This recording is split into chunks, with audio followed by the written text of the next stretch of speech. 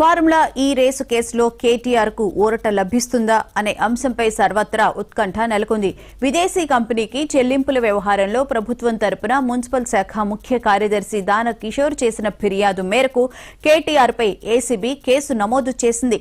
ఈ కేసు కొట్టేయాలని కోరుతూ కేటీఆర్ హైకోర్టులో క్వాష్ పిటిషన్ వేశారు. ఈ పిటిషన్లో వాదనలు పూర్తి కావడంతో డిసెంబర్ 31న జస్టిస్ కె లక్ష్మణ్ ధర్మాసనం తీర్పును రిజర్వ్ చేసింది.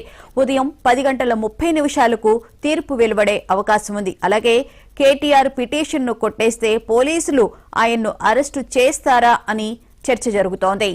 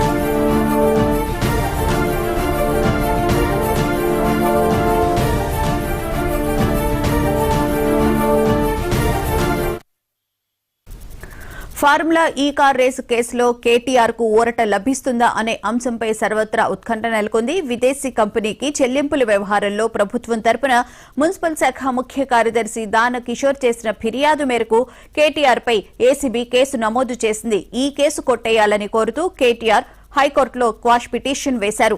ఈ పిటిషన్లో వాదనలు పూర్తి కావడంతో డిసెంబర్ 31న జస్టిస్ కె లక్ష్మణ్ ధర్మాసనం తీర్పును రిజర్వ్ చేసింది. ఈ రోజు ఉదయం 10:30 తీర్పు వెలువడే అవకాశం ఉంది.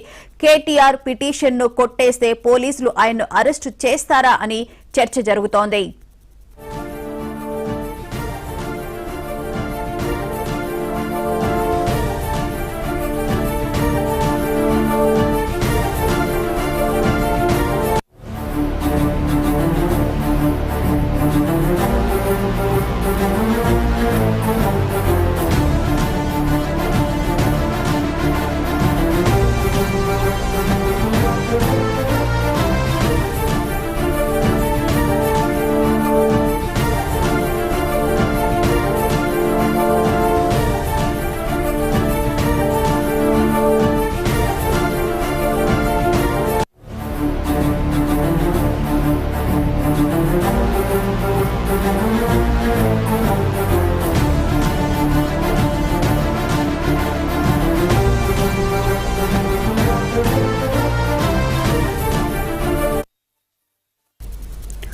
ఫార్ములా ఈ కార్ రేసు కేసులో కేటీఆర్ కు ఊరట లభిస్తుందా లేదా అనే టెన్షన్ అయితే నెలకొనుంది.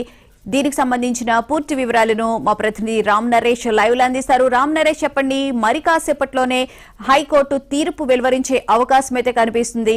ఈ నేపథ్యంలోనే హై టెన్షన్ అయితే నెలకొంది అని చెప్పి అనుకోవచ్చు బీఆర్ఎస్ నేతల్లో గానీ, అలాగే ఎవరైతే ఎదురు చూస్తున్నారో ఈ కేసుకు సంబంధించి. సో అప్డేట్ ఏంటి? బూనా, ఫార్ములా ఈ రేసు కేసుకు సంబంధించేసి హైకోర్టు తీర్పు మరికొద్దిసేపట్లో వెలువరించే అవకాశం ఉండడంతో ఇటు పార్టీ వర్గాల్లోనూ అటు కేటీఆర్లోనూ కూడా కొంత టెన్షన్ వాతావరణం అయితే కనిపిస్తుంది. తీర్పు ఏమి వస్తుంది, అనుకూలంగా వస్తుందా వ్యతిరేకంగా వస్తుందా అనేది అయితే పార్టీ వర్గాల్లో కొంత టెన్షన్ వాతావరణాన్ని కనిపిస్తుంది.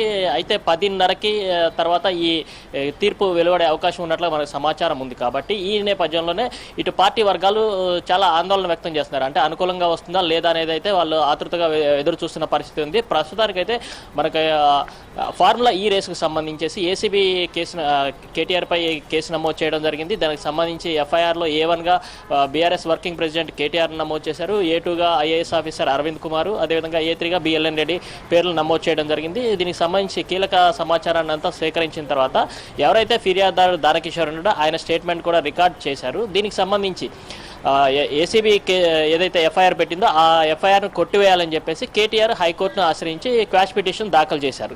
దీనికి సంబంధించేసి కేటీఆర్కి సంబంధించేసి అడ్వకేట్స్ హైకోర్టులో వాదనలు వినిపించారు. అదేవిధంగా ఏసీబీ తరపున కూడా ఏజీ సుదర్శన్ రెడ్డి ఆయన వాదనలు వినిపించారు. అదేవిధంగా ఎవరైతే ఫిర్యాదుదారు దానకిషోర్ ఉన్నాడో ఆయనకు సంబంధించిన స్టేట్మెంట్ తరపు వాదనలు విన్నారు. అదేవిధంగా ఐఏఎస్ ఆఫీసర్ అరవింద్ కుమార్ వాదనలు ఆ వాదనలు విన్న తర్వాత హైకోర్టు తీర్పుని రిజర్వ్ చేయడం జరిగింది. ఆ తీర్పు ఈ రోజు మరికొద్ది క్షణాల్లో వెలువడనుంది. తీర్పు ఏమొస్తుంది అంటే కేటీఆర్కి అనుకూలంగా వస్తుందా లేకుంటే ఏసీబీకి అనుకూలంగా వస్తుందా అనేది ఉత్కంఠత కొనసాగుతున్న పరిస్థితి ఉంది.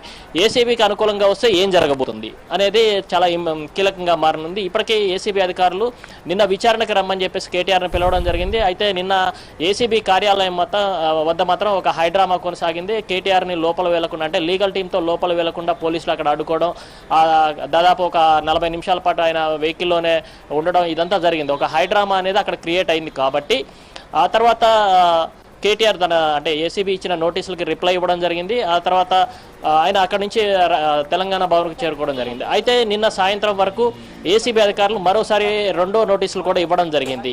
ఈ నెల 9వ తారీఖున విచారణకు రావాలని చెప్పేసి నోటీసులు ఇచ్చారు. కాబట్టి ప్రస్తుతానికి హైకోర్టు తీర్పు ఏ విధంగా వస్తుంది, ఒకవేళ ఏసీబీకి అనుకూలంగా వస్తే మాత్రం కేటీఆర్ అరెస్ట్ అంటే విచారణకు పిలిచి అరెస్ట్ చేసేందుకైతే ఏసీబీ అధికారులు సిద్ధంగా ఉన్నట్లుగా మనకు సమాచారం అందుతుంది.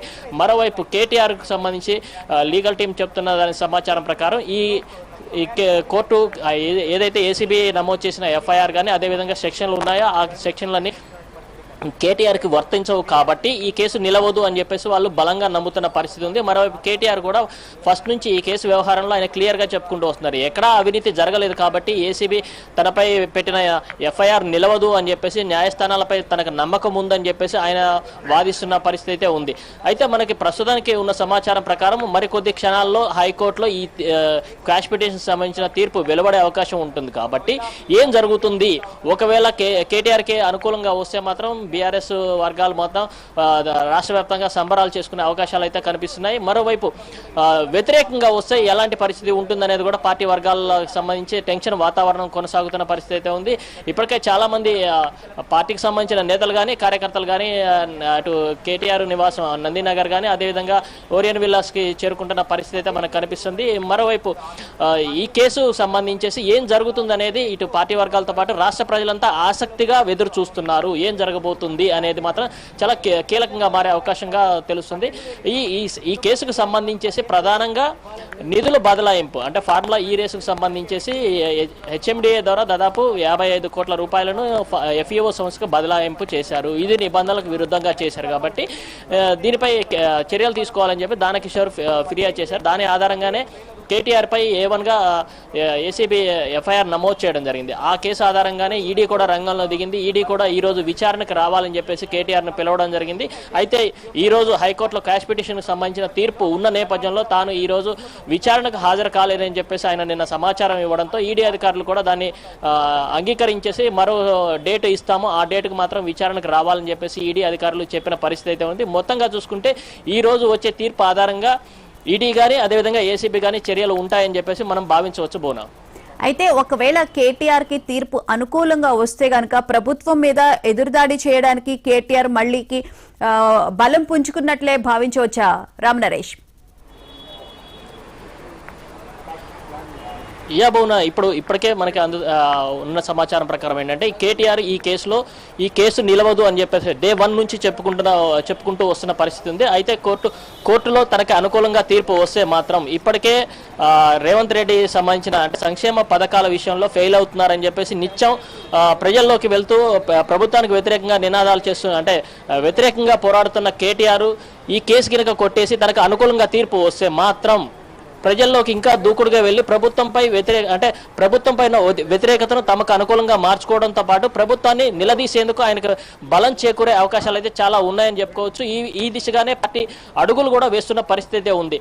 వీళ్ళు అంటే ఫస్ట్ నుంచి వీళ్ళు చెప్తుంది ఏంటంటే కేసు పెట్టారు, ఈ కేసులో ఏం పెట్టారు, సెక్షన్లు ఏం పెట్టారు అనే దాని మీదనే ఇంపార్టెంట్గా తీసుకున్నారు. ఏదైతే నిధులు దుర్వినియోగం అయ్యాయని చెప్తున్నారు, కానీ ఎక్కడ నిధులు దుర్వినియోగం కాలేదు. హెచ్ఎండిఏ నుంచి నిధులు బదలాయింపు జరిగింది. ఎఫ్ఈఓ సంస్థకు కూడా వచ్చాయని చెప్పేసి వాళ్ళు కూడా ఈమెయిల్ పంపించారు. మొత్తం ఎక్కడ ట్రాన్సాక్షన్స్లో ఎక్కడ తప్పు జరగలేదు. కేవలం ప్రొసీజర్ ల్యాబ్స్ మాత్రమే ఉన్నాయి, దానికి సంబంధించి ఏదైనా ఉంటే మేము లీగల్గా ఎదుర్కొంటామని చెప్పేసి చెప్తున్న పరిస్థితి ఉంది. కాబట్టి కేటీఆర్ ఈ విషయంలో బయటపడతానని చెప్పేసి విశ్వాసంతో ఉన్నాడు. ఆయన గినక అనుకూలంగా తీర్పు వస్తే ప్రస్తుతం అంటే రాష్ట్ర ప్రభుత్వం ఎంతో ప్రతిష్టాత్మకంగా చేపట్టిన రైతు భరోసా వ్యవహారంలో మాట మార్చింది. అంటే ఎకరానికి 7,500 చొప్పున ఇస్తామని చెప్పేసి ఇప్పుడు కేవలం ఎకరానికి 6,000 ఇస్తామన్నది. దీనిపై నిన్న రాష్ట్ర వ్యాప్తంగా పార్టీ నిరసనలకు పిలుపునిచ్చిన నేపథ్యంలో నిన్న కేటీఆర్ ఏసీబీ కేసు మొత్తం కూడా ఏసీబీ విచారణకు హాజరైన నేపథ్యంలో మొత్తం పార్టీ తీసుకున్న స్టాండ్ మొత్తం డైవర్ట్ అయిపోయిన పరిస్థితి ఉంది. కాబట్టి ఈ రోజు అనుకూలంగా వస్తే మాత్రం ఈ రైతు భరోసా కానీ రైతు రుణమాఫీ కానీ ఇలాంటి పలు అంశాలపై ప్రభుత్వాన్ని నిలదీసేందుకు కేటీఆర్ సిద్ధమవుతున్నారు. అంటే ఇప్పటి వరకు ఇక్కడి నుంచే పార్టీ కార్యాలయం నుంచే పిలుపునిచ్చారు. ఇక నుంచి ప్రజల్లోకి వెళ్లేసి జిల్లా పర్యటనలు కూడా చేసి అక్కడి నుంచి కూడా ప్రభుత్వంపై మరింత ఒత్తిడి పెంచే దిశగా ఆయన ముందుకు అడుగులేసే పరిస్థితే కనిపిస్తుంది. Bhuvana. Right, thank you Ram Naresh.